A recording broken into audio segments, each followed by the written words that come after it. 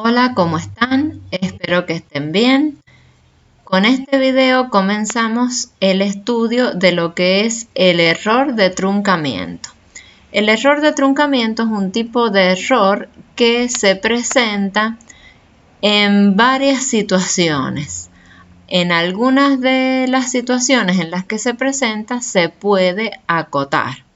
Entonces, nosotros comenzaremos viendo el error de truncamiento a partir de los polinomios de Taylor y en este caso veremos cómo acotarlo a nuestras necesidades.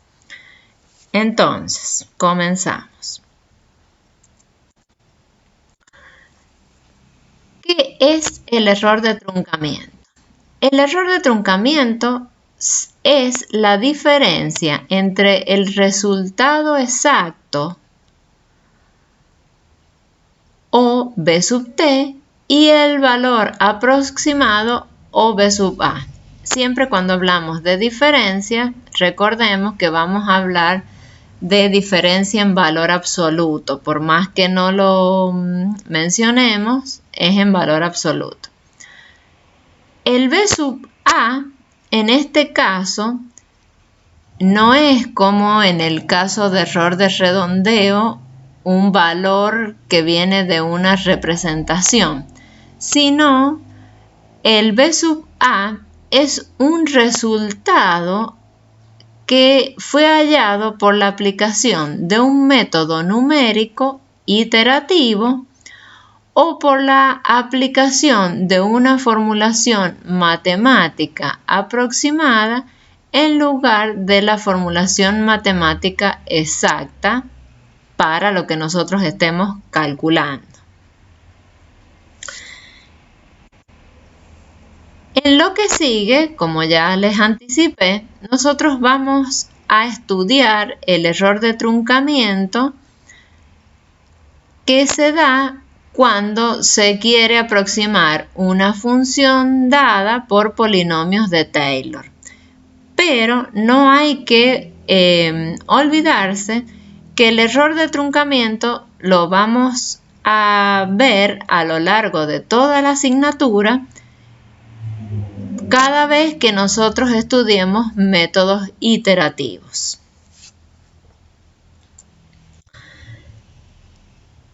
Si bien nosotros vamos a estudiar el error de truncamiento ahora por los métodos de los polinomios de Taylor, un claro ejemplo de la aparición también de este tipo de error es cuando nosotros estamos tratando de obtener la suma de una serie convergente. Hay veces que hay series convergentes, como por ejemplo la serie geométrica, que nosotros conocemos la suma de la serie. Por ejemplo, la serie esta que tenemos acá, ¿sí? Sabemos cuál es la suma de la serie, que la suma es esto. ¿Qué era la suma de la serie? Era el resultado de los infinitos valores de esa suma infinita. Entonces, nosotros sabemos que la serie geométrica es convergente y la suma es ese valor cuando los x cumplen esta condición, que el valor absoluto de x es menor que 1. Es decir, que para los x entre menos 1 y 1, uno sabe cuánto vale la suma exacta y en este caso no hay error de redondeo, de truncamiento. No hay error de truncamiento. Pero sí puede haber error de redondeo en los cálculos, ¿sí? Entonces, que no haya un error no quita que no esté presente el otro, porque cuando yo voy representando los números, si yo estoy teniendo pérdidas de dígitos significativos, error de redondeo voy a tener, por más que no tenga error de truncamiento. Por otro lado, N. Aguilera, en un trabajo que escribió que se llama Investigación y Docencia, me faltó la D, y Docencia hasta el infinito y más acá, nos habla de las series que pueden llegar a ser o no convergentes y nos explica con mucha claridad que a veces es muy complicado determinar si una serie es convergente o no. Y por más que una serie sea convergente, a veces encontrar la suma puede llegar a ser una tarea imposible. Entonces, ella pone un ejemplo en el que tenemos esa serie infinita que está acá, que es convergente y que la suma es el logaritmo decimal de 2. Pero resulta que generalmente esto no es conocido. Entonces yo puedo analizar que la serie es convergente, pero no necesariamente obtengo que la suma es el logaritmo de 2. Entonces, como esta expresión puede resultar ya bastante complicada y puede tener muchos errores de redondeo, uno puede decir, bueno, voy a conformarme con algunas sumas parciales como para ir viendo el comportamiento y para ir viendo a dónde va tendiendo esa serie. Pero entonces, ¿qué quiere decir? Ahí, en eso de considerar algunas sumas parciales, cada suma parcial que yo pueda llegar a construir de esa serie nunca va a ser la suma exacta. Entonces siempre va a haber diferencias entre la suma y las sumas parciales. Entonces, esa diferencia es lo que me hace que me aparezca el error de truncamiento, porque la suma sería el valor exacto y la suma parcial sería el valor aproximado. Entonces, ¿qué pasó? Yo estoy ahí aplicando una forma aproximada a la forma exacta, que es la suma y las sumas parciales. O sea, la fórmula aproximada sería la suma parcial y la formulación exacta es la suma total.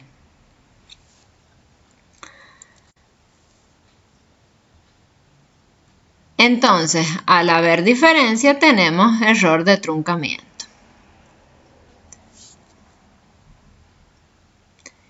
Cuando tenemos una situación de este tipo, no podemos decir que estamos ante un error de modelación, porque el error de modelación es porque el modelo de cálculo que yo estoy aplicando no se ajusta al fenómeno que queremos describir, ¿sí?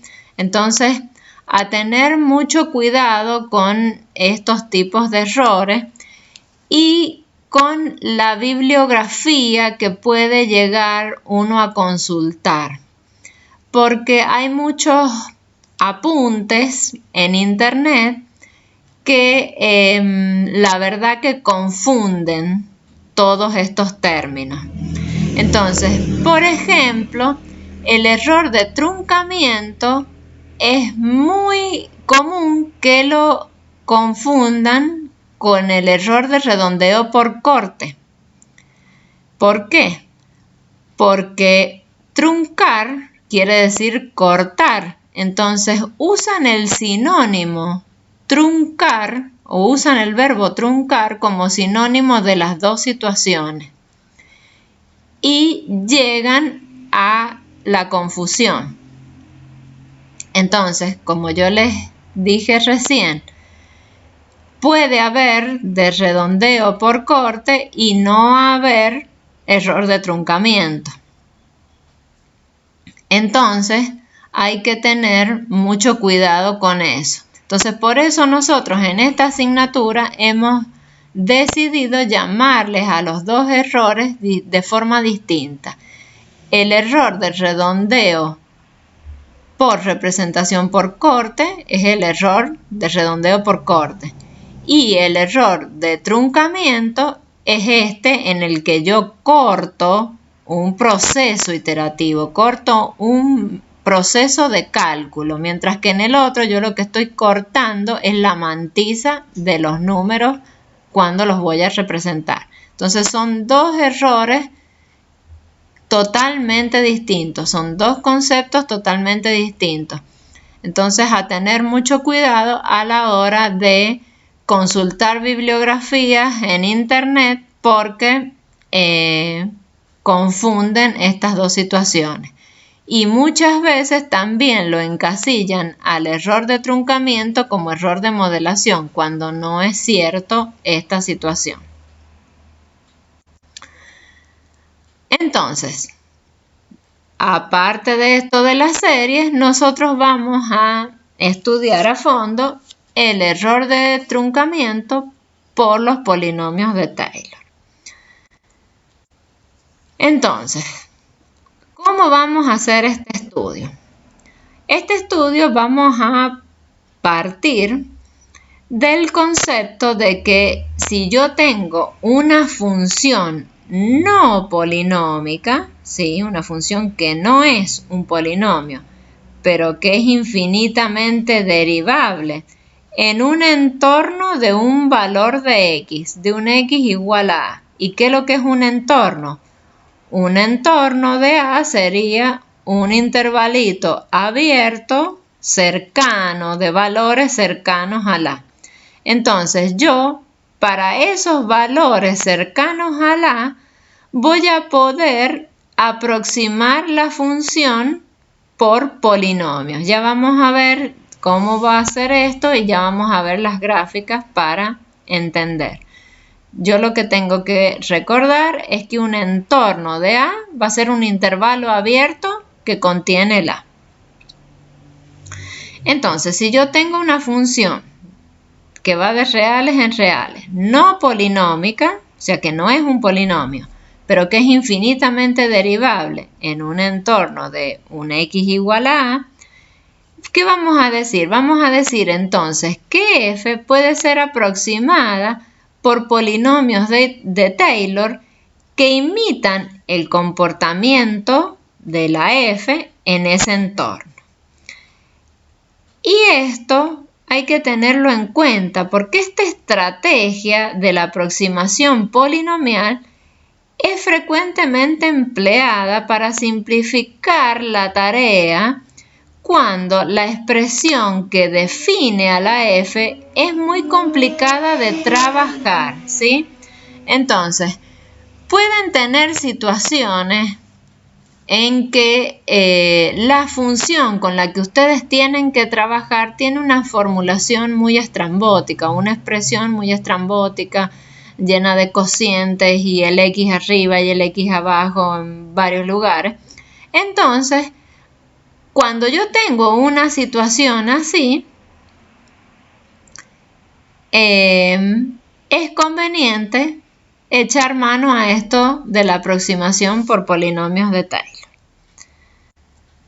Entonces, cabe mencionar que los resultados obtenidos a partir de las aproximaciones son distintos a los que se obtienen a partir de la expresión de la f de x.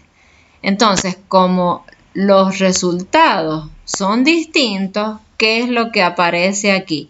Aquí es donde aparece el error de truncamiento. La función f puede ser aproximada con tantos polinomios de Taylor o con el polinomio del grado que uno desee según la exactitud que uno desee para esa aproximación. Entonces eso ya lo vamos a estudiar también. Entonces vamos a empezar de a poquito a ir construyendo los polinomios de Taylor. Entonces, el polinomio de Taylor de grado 1 o lineal.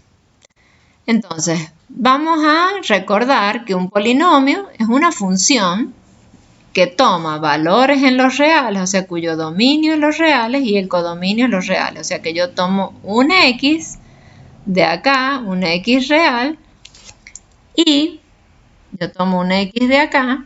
Bueno, a ver. Yo tomo un x del dominio y a ese x le corresponde un P1 de x que está en el codominio, que también es otro real.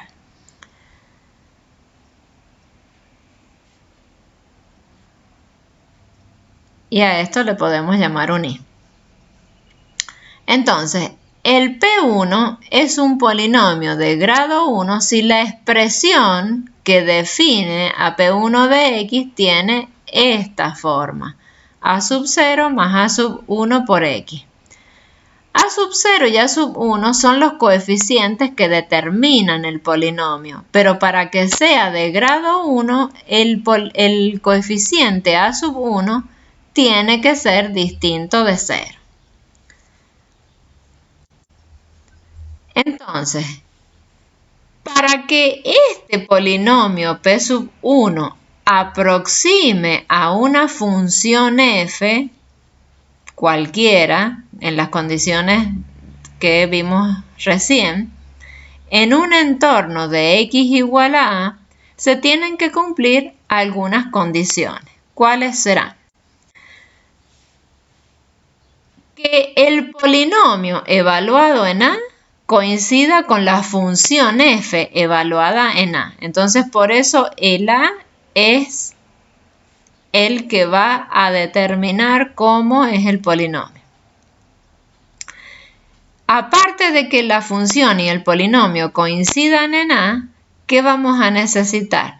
Vamos a necesitar también que la derivada primera del polinomio coincida con la derivada primera de la función, también ambos evaluados en a. Teniendo esas situaciones o teniendo esas condiciones, nosotros vamos a poder aproximar. Un polinomio que se puede probar que cumple con esas condiciones es este polinomio, el que se define así, como P1 de x igual a f de a más x menos a por f' en a. Y este es el que se llama el polinomio de Taylor de grado 1 de f de x desarrollado en x igual a. Recordemos que ahí ustedes pueden decir no tiene aquella forma. Bueno, les dejo como tarea hacer la distributiva acá y juntar todo aquello que no tiene a, que no tiene x, que sería todo lo que tiene a.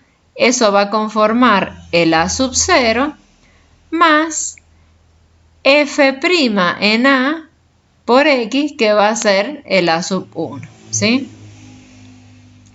Bueno, entonces está recuadrado. Esa es la forma general del polinomio de Taylor de grado 1 y cumple aquellas condiciones. Además, ¿qué es lo que se cumple? Que la f de x es igual al polinomio al P1 de x, más otra cosa que depende de x, ¿sí? Esto también es un polinomio. Y a ese polinomio es el que le vamos a llamar la expresión del error de truncamiento que surge al aproximar la función f por el polinomio P sub 1. Entonces así, después ya vamos a ver que cuando nosotros, si nosotros graficamos la función f de x y el polinomio es una recta que es tangente a la función en el valor x igual a. Entonces, Cuando yo quiera calcular el error de truncamiento, ¿sí? Entonces vamos a decir que para cada X alrededor de A se define el error de truncamiento por aproximar la función f con el polinomio de Taylor lineal como el valor absoluto de la diferencia entre f de x y p1 de x. O sea que simbólicamente, para cada x, L sub t en x va a ser f en x menos p1 en x en valor absoluto. Para todo x que está alrededor de A, o sea, en ese entorno de A. El error nosotros siempre lo vamos, acá está como una función, como una expresión de una función. Pero nosotros después le vamos a encontrar el valor concreto para X concreto. O sea, cuando lo evaluemos al error, vamos a encontrar valores concretos de ese error. Entonces, por ejemplo, vamos a aplicar eso que tenemos ahí en un ejemplo. Entonces, supónganse que a mí me piden que construya el polinomio de grado 1 que aproxima a la función f alrededor de 0. Y la f, ¿quién es? La f es esta función, la e a la x. Entonces, la e a la x, nosotros la vamos a tomar como ejemplo, es una función conocida, pero hay veces que alrededor de 0 o muy cercano a 0 no se conocen los valores. Ustedes dirán, bueno, pero si tenemos la calculadora, los traemos con la calculadora. Bueno, sí, está bien, pero nosotros vamos a estudiar las situaciones con funciones conocidas a efectos didácticos para que se entienda lo que se está haciendo. Pero obviamente esto no se lo vamos a aplicar a funciones tan simples, sino que ya vamos a aplicárselos a funciones más complejas. Nosotros vamos a trabajar a modo de estudio siempre alrededor de 0, de a igual a 0. Solo en un caso vamos a trabajar alrededor de a igual a 1. Entonces, este a también a veces, o este x igual a, también se le suele llamar x0, ¿sí? Eso es algo que quiero aclarar. Nosotros lo vamos a distinguir como x0